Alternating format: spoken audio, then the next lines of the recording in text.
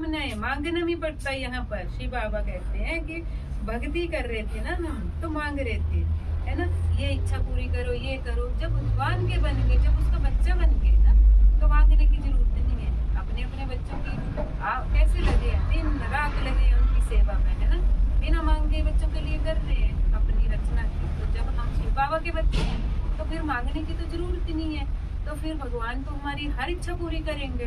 तो बाबा कह रहे कि मांगने के लिए, है ना, हर कामनाएं पूरी कर दूंगा। तुम बच्चे जानते हो अभी हम सुख धाम जानते हैं दुख धाम को आग लगनी है। बच्चों ने विनाश का साक्षात्कार भी किया है। अब टाइम बहुत थोड़ा है, इसलिए याद की यात्रा में लग जाएंगे तो विकर्म विनाश होंगे और उच्च पद पाएंगे। स्टार्ट होती है तो वो फिर एक पेड़ है, उसकी भी लाइफ छोटे से जो सदियों का था, अब ये ऊपर चक्कर है, स्टार्ट हुआ तो अब खत्म पर आ गया है ऊपर, तो विनाश तो होना ही है। बाबा कहते हैं कोई माने चाहे ना माने, है ना, विनाश की बात तो सभी करते हैं, हम ही नहीं कर रहे और भी करते हैं।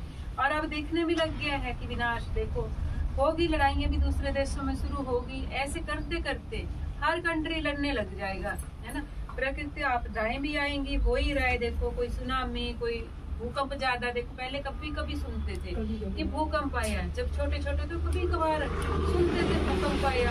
और अब क्या है, अब आए दिन ही भूकंप आ रहे हैं ना, 10-15 दिन में तो सुन ही लेते फलानी जगह आ गया, फलानी जगह आ गया। तो ये जो है ना नेचुरल कैलेमिटी, इससे भी होगा। तो बाबा कह रहे हैं अब टाइम बहुत थोड़ा है, इसलिए याद की यात्रा में लग जाएंगे तो विकर्म विनाश होंगे। जो भी विकर्म हमारे से हुए हैं वो उस भगवान की याद से कट जाएंगे और ऊंच पद पाएंगे। अच्छा, मीठे मीठे सीख लीजिए बच्चों प्रति माता पिता बाप दादा का याद प्यार और गुड मॉर्निंग। रूहानी बाप की रूहानी बच्चों को नमस्ते। हम रूहानी बच्चों की रूहानी बाप दादा को याद प्यार, गुड मॉर्निंग और नमस्ते नमस्ते नमस्ते। सदा रहो हंसते बनो खरीदते, चलो परम धाम के रास्ते। ओम शांति। शुक्रिया बाबा, शुक्रिया। धारणा के लिए मुख्य सार फर्स्ट पॉइंट है बाप के वर्षे का पूरा अधिकार लेने के लिए जीते जी मरना है। मतलब ये जीते जी मरना मतलब अपने को आत्मा समझना, ये शरीर नहीं समझना, है ना, देह नहीं समझना। एडॉप्ट हो जाना है ना, बाबा का बन जाना, एडॉप्ट हो जाना है। कभी भी अपनी ऊंची तकदीर को लकीर नहीं लगानी है, कोई निश्चय ना हिले, है ना, निश्चय उस परमात्मा से कभी नहीं हिलना चाहिए। इस दुख धाम को आग लगने वाली है, इसलिए इससे अपनी बुद्धि योग निकाल देना है। यहाँ से जो भी आसपास दिखता है उससे बुद्धि योग हटा के उस परमात्मा के साथ ही लगाना है। वरदान है समय प्रमाण अपने भाग्य का सिमरन कर खुशी और प्राप्तियों से भरपूर बनने वाले स्मृति स्वरूप। सिर्फ जैसा समय जैसा कर्म वैसा स्वरूप की स्मृति मर्ज रूप में अनुभव करो तो बहुत विचित्र खुशी विचित्र प्राप्तियों का भंडार बन जाएंगे और दिल से यही अनहद गीत निकलेगा कि माना था तो पा लिया।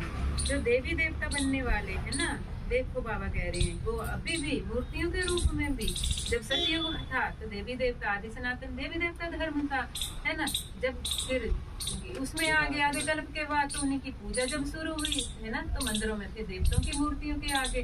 तो बाबा वही कह रहे हैं कि ऐसा बनना है। कैसा? बाबा कह रहे कि कितनी कमाई है यहाँ, कैसा बनना है। ऐसे बन गए थे तुम बच्चे जो अभी भी मूर्ति के रूप में भी देखो कितनी इच्छाएं रखते हैं, है ना, मंदिर में जाते हैं।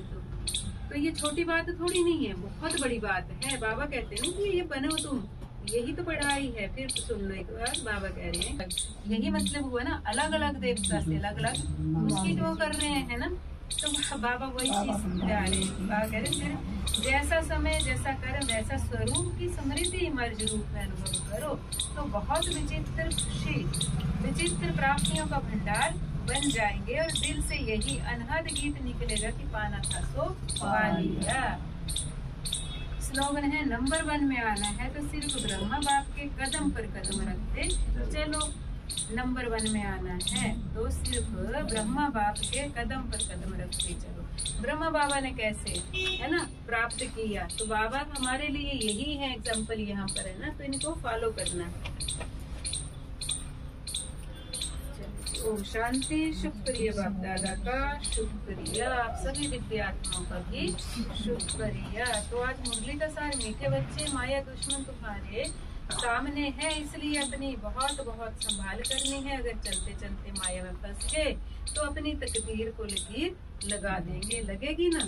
अगर ज्ञान में चल रहे हैं, चलते चलते रुक गए, जो भाग्य बना रहे थे तो वो रुक नहीं जाएगा, तो तकदीर को लकीर लग जाएगी। फिर प्रश्न, तुम राजयोगी बच्चों का मुख्य कर्तव्य क्या है? राजयोगी बच्चों का मुख्य कर्तव्य क्या है? उत्तर, पढ़ना और पढ़ाना। यही